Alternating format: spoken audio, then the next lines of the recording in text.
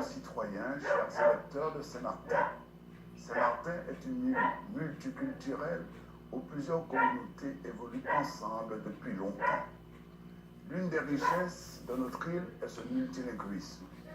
Même si le français est la langue officielle, on entend quotidiennement les habitants de Saint-Martin parler aussi bien l'anglais, l'espagnol, le créole ou encore le papiamiento.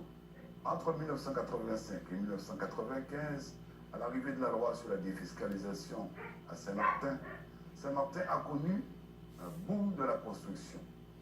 N'ayant pas de main-d'œuvre suffisante, les autorités de l'île ont permis à des ouvriers du bâtiment des îles avoisinantes de venir travailler sur l'île.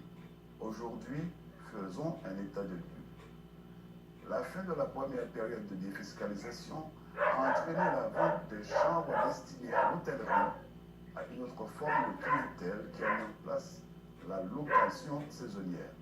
Du coup, cela a entraîné une réduction de la capacité du nombre de chambres destinées à l'hôtellerie et le ralentissement de la construction.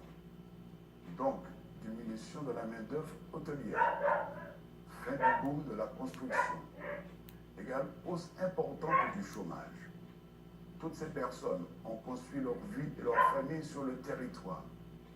Leurs enfants ont aujourd'hui entre 20 et 35 ans. La réalité du manque d'emploi crée une jeunesse désœuvrée, déviante et délinquante, ce qui entraîne des addictions et des trafics de tout genre. En conséquence, une population vivant dans la crainte, des commerces qui ferment, des locaux alloués qui restent vides. À côté de cela, il y a une police dite territoriale, mais qui a gardé les compétences d'une police municipale. De fait, désormais à la montée des phénomènes sociétaux négatifs. La solution apportée par En marche vers le progrès, mettre en place toutes les démarches administratives pour donner à la police territoriale la plénitude de ses compétences et ainsi répondre aux attentes de la population.